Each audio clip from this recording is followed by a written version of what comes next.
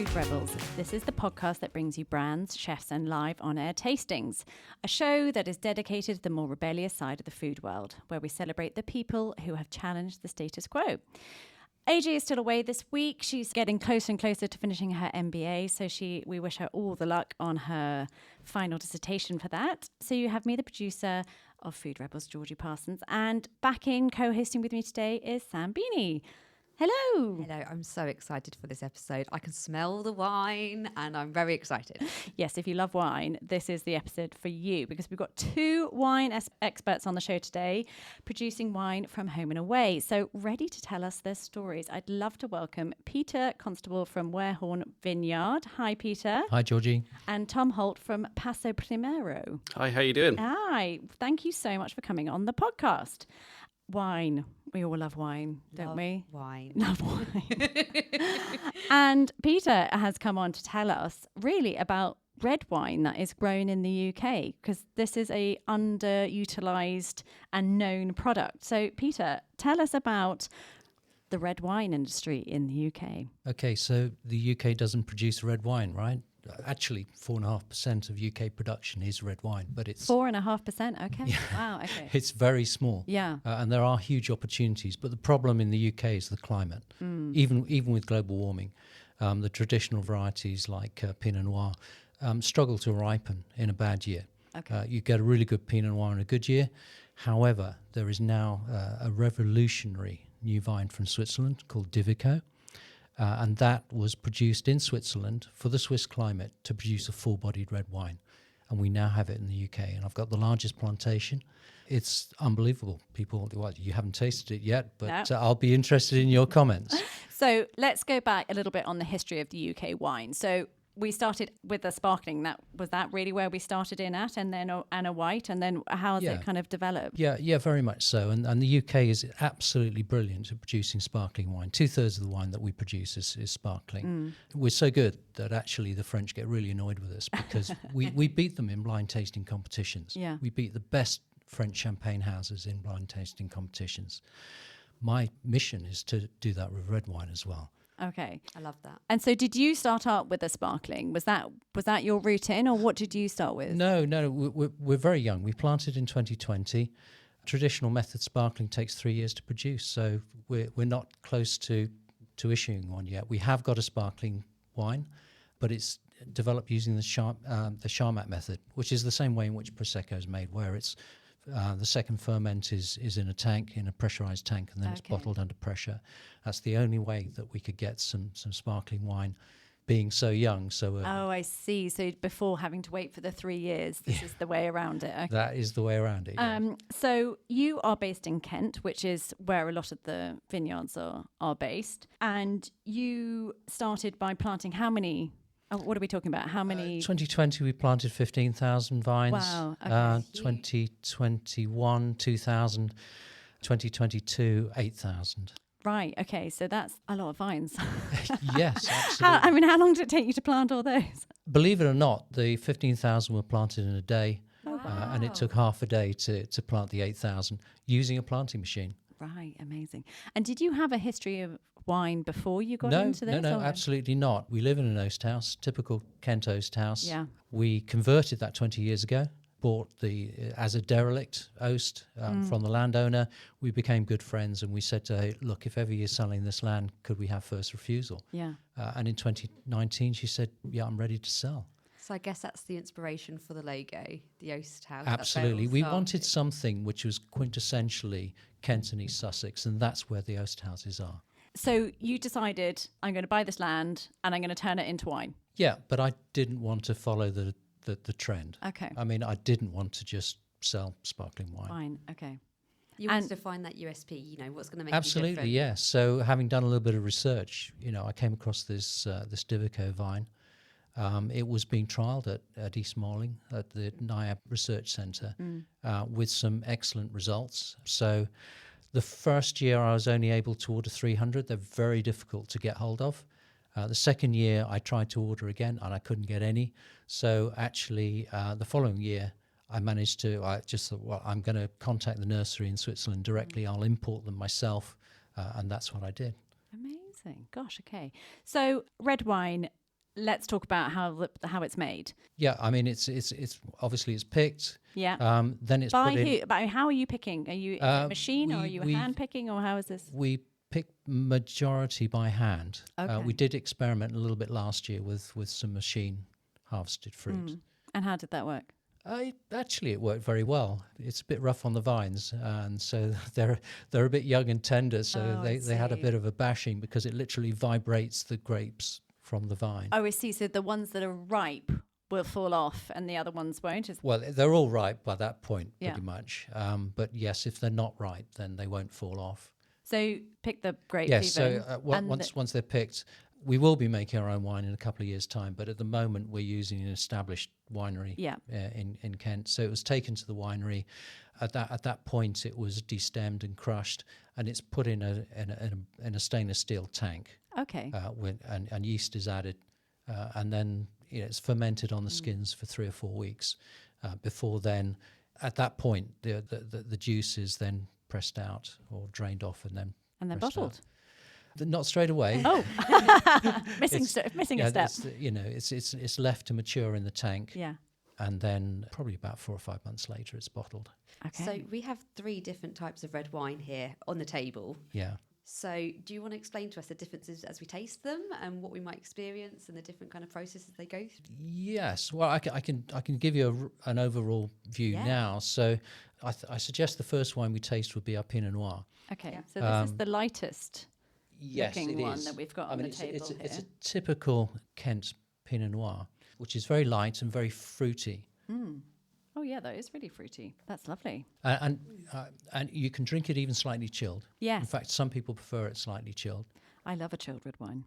Yeah. That's one of my- Do you? Yeah, That's quite a confession here. It's a drum I'm willing to bang. Definitely. No, I do really like a chilled red wine. So yeah. We drink our reds too warm and our whites too cold. Cold. Yes, Yeah. I've heard that. Yeah. Yeah. Those reds in the fridge a little bit before you drink. Perfect. So the Pinot Noir. So that is a grape variety that's kind of Yes, quite we- well we- established. We've also got a lot of Pinot Noir. In fact, 84% of our vines will produce red wine. Oh, okay. So, but Pinot Noir tends to, vineyards produce Pinot Noir as a red wine only on a good year, as a rule. So And then a bad year, what do they do with the? it goes into sparkling. Ah, okay. Gosh, Yeah. I got. So not you know can that. make white wine with a red grape. In fact, the traditional sparkling blend is typically 40 or 50% Pinot Noir, Wow, yeah. 40 or 50% Chardonnay, and 10 to 15% Pinot Meunier. Gosh, so interesting. It's within those kind of Yeah. range. So all you do is you would crush the red grape and you get a clear juice from it, and that's what goes into Into the champagne champagne. Okay, or sparkling wine. or sparkling wine, as it may. So on this Amazing. red wine journey, where do we go next? Our next wine is a blend actually between Pinot Noir and this new grape Divico. So this is the reserve. Yes, so this is our reserve. And actually, this is a tank sample because our reserve last year was so successful, it sold out. But it's coming into stock in literally about a week's time. That's really nice. I like that. I really It's like really good. It's still very fruity, but more Yeah. tannin. to Yes, it. it definitely got more tannins to it. You can feel that. So with the red wine and our unpredictable weather, I mean, how does that go together? I mean, because I'm presuming things like hailstorms are not great. Yeah, you know. the Chablis region got hit really badly by hailstorms actually this year, and there was some hail Yes. recently, Yeah. and but our vines were not affected Nice. because they hadn't got the fruit set on the vines, so it was okay. So you don't have to worry too much about the changeable weather. Frost is still a big issue in the UK. I suppose because also we have quite late frost as well, don't we? Yeah, I mean we were very fortunate this year. I think we're out of the danger of frost. We didn't have to take any frost precautions, but literally, one evening this year, we put out bonfires around or laid out is in that preparation. how you do that? Had the Oh, temperature I dropped below zero, see. it actually went down to 0.6. But we You had then a have to- sleepless night whilst we monitored it. I can imagine. I mean, winemaking does get this romantic notion, and it's a very exciting industry to be in, but we are ostensibly farmers. Yeah. And so we are all at the behest of Mother Nature, what happens throughout the growing season, all of that influences style. And, you know, in the UK, it's a much more marginal climate. So those issues are, you know, they creep into the peak points of vine growth. For us in Spain, we've just gone through some very nasty frosts and hail, which were unseasonable, and because they started growing earlier, that becomes a big risk. And making wine is not an easy thing to do. No. And I think farming in general just seems like a really difficult thing to do. It's just every glass you have is a survivor, right? That's what you've got to see it as. There's more to it than just the romance and the pretty pictures. There's a lot into it. Just finishing up on this last one. So this is the Divico. So this is the new kind of stable vine that you've kind of found and absolutely. Harvesting. Well, Divico is amazing in many respects. First of all, it's totally resistant to the fungal diseases which affect the traditional French vines. Basically, you really don't have to spray them, which is amazing. So sustainability wise, I mean, it's really good because you're cutting back on costs, but you're cutting back on chemicals because you don't have to spray them. It's also extremely heavy cropper. So our Divico last year, we were getting 5 kilos of vine of fruit, which is 4 bottles basically per vine. So it's amazingly productive. Last year was also a very poor year for ripening. It was a brilliant year for the quantity of fruit. But the fruit had difficulty in ripening. Yes, so for 2 months it was really cold and dull and hardly any sunshine, which made it very difficult for red grapes in particular to ripen. But you still managed to, and this is proof of the pudding. Yeah, this Divico ripens superbly, even in a bad year. So I can produce it year on year. It's got a kind of smoky vibe to it. It's a really strong blackcurrant characteristic, isn't it? It's the colour's quite deep, isn't it?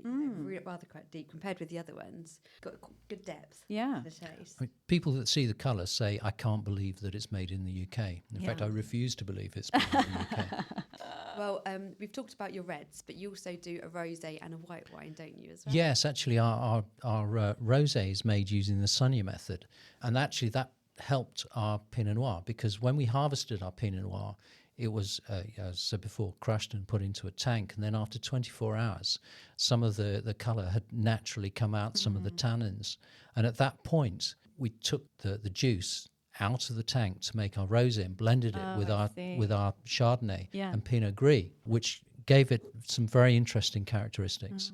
So fascinating. I mean, I love learning about all these things, all these different techniques, how things come about and everything. It's totally fascinating. And I will keep an eye out for your red wine hitting. But we're not only red, we also do a Chardonnay and a Pinot Gris as well. And where can we buy these? Where are you? You can buy it online at warehornvineyard.co.uk. And can you come and visit your vineyard? You can indeed, yes. We're open currently at the weekends for tours and tastings. Yeah. We're having a new barn built, which has got panoramic views over the vineyard as a new tasting room.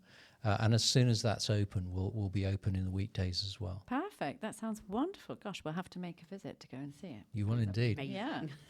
So, Tom, you are based in the UK, but you don't produce your wine in the UK. So tell us about your wine. Where do we begin? So I live in Shrewsbury. That's where I came down from today. But I make my wines in the Pyrenees in northern Spain, a little region called Somontano, about 2 hours in from Barcelona, south of France. Basically, had to beg, steal and borrow my way into the wine trades. Been in the trade for about 18 years now. Wow. Started off selling it and then progressed to learning how to make it and travelled the world learning how to make wine so I could one day make my own wines in my own way, my own style and with my own label. And you certainly have, because the label, when you see the bottles, guys, literally it's like a silhouette, an orange silhouette. Well, I bought my most rebellious wines. I thought that would be in keeping with what we're doing today. So why Spain? What happened? Did all the stars align and everything worked out in Spain? But what, was that where you were looking to produce? Again, we're trying to condense 18 years into a 30-minute podcast. But I'd done a couple of years in New Zealand, done 4 years in Canada, always making wines for other people, always wanting to make wine in the old world. I had made wine in the UK, but felt that I would prefer to be on the continent. And this was pre-2016, so this was a viable option for me at the time. We've since gone through some horrendous situations since we launched. It was between Italy, France and Spain. Spain was the calling. I had a GCSE in Spanish. I knew the country, knew the lifestyle. And that was it. We had the skills. Me and my wife knew that we could make wine. We'd done that for other people. And we just went looking for somewhere that we could make our own. And so we literally drove down to Spain in a van with a tent and a couple of camp chairs and a gas stove and went knocking on doors looking for someone who believed our passion and engaged with our story and was willing to let us use their kit, use their infrastructure, make our wines. And so they had all the vineyards already. Yep. So were you going in saying, okay, what grapes have you got? Okay, I'm happy to work with that one. Or, how did it kind of... I wish it was that easy. I know, I'm crikey, we knew which region we wanted to target. Yeah. So we set out to that region and we were knocking on doors. And, we'd made wine in the new world where everyone's connected, everyone's friends, everyone knows each other. And if you want to make wines, you can't do that here, but go and talk to Jim down there or whoever. In Spain, it's... you're talking about people that are 5th, 6th, 7th generation winemakers.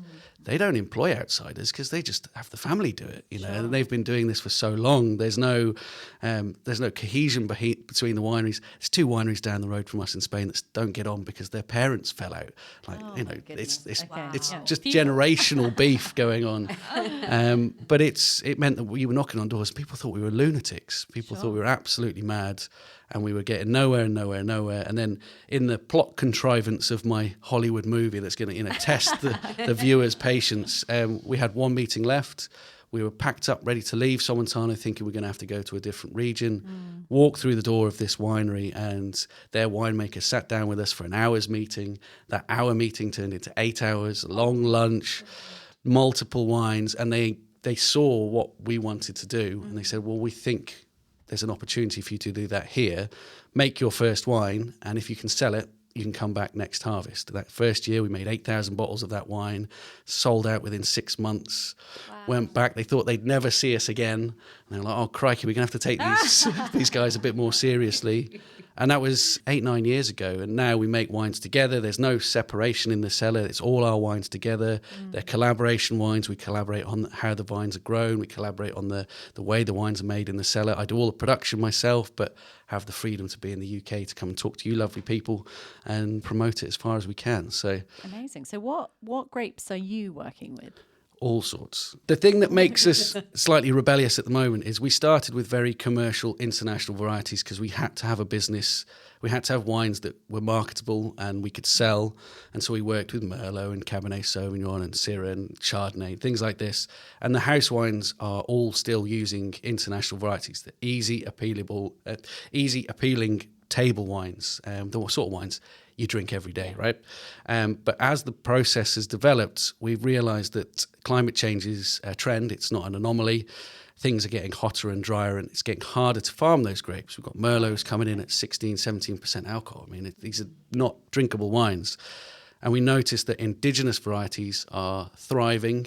And so we've got Moristel, Paraletta, and that's what we're going to work on with the tasting later on.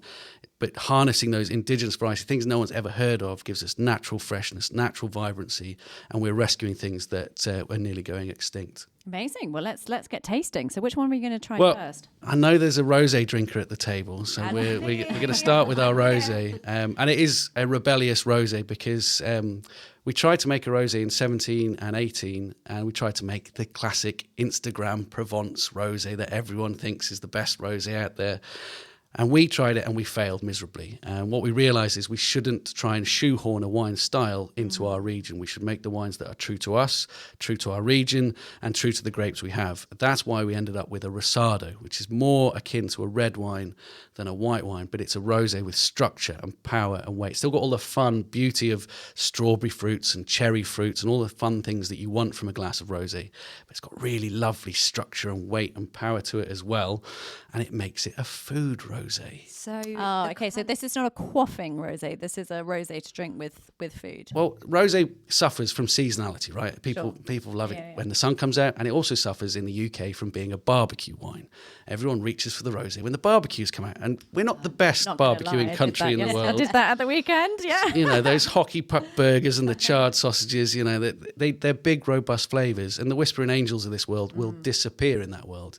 This rosé will work and carry beautifully. It's got a slight natural sweetness to it. It's actually bone dry, but the bright ripeness of the fruit is what makes it really exciting and works with those barbecue flavors. So much so that it's best served with a bag of bacon frazzles.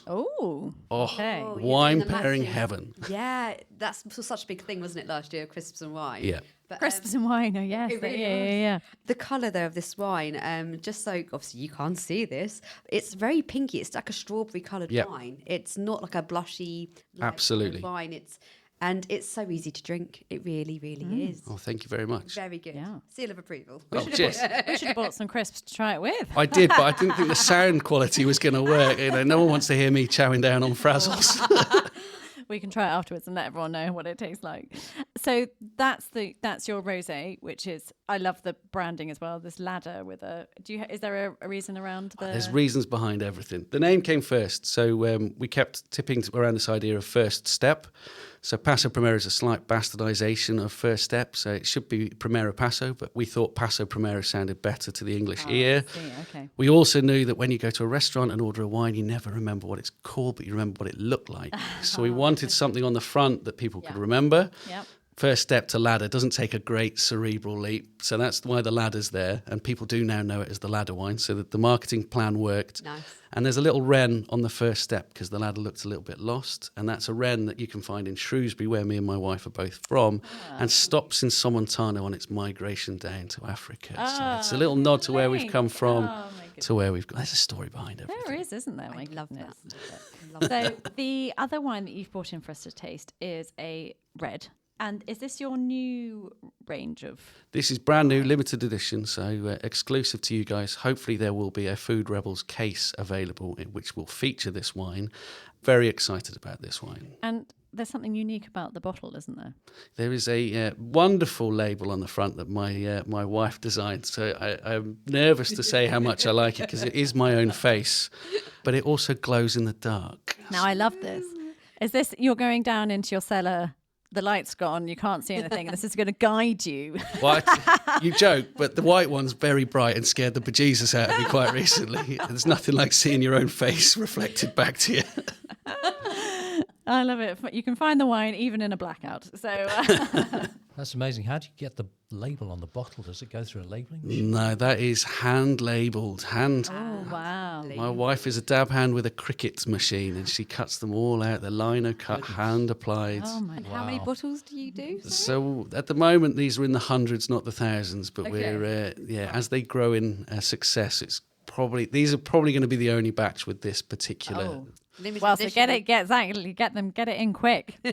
The future ones will have my face and it will glow in the dark, but it'll be less intricate. Let's put it that way.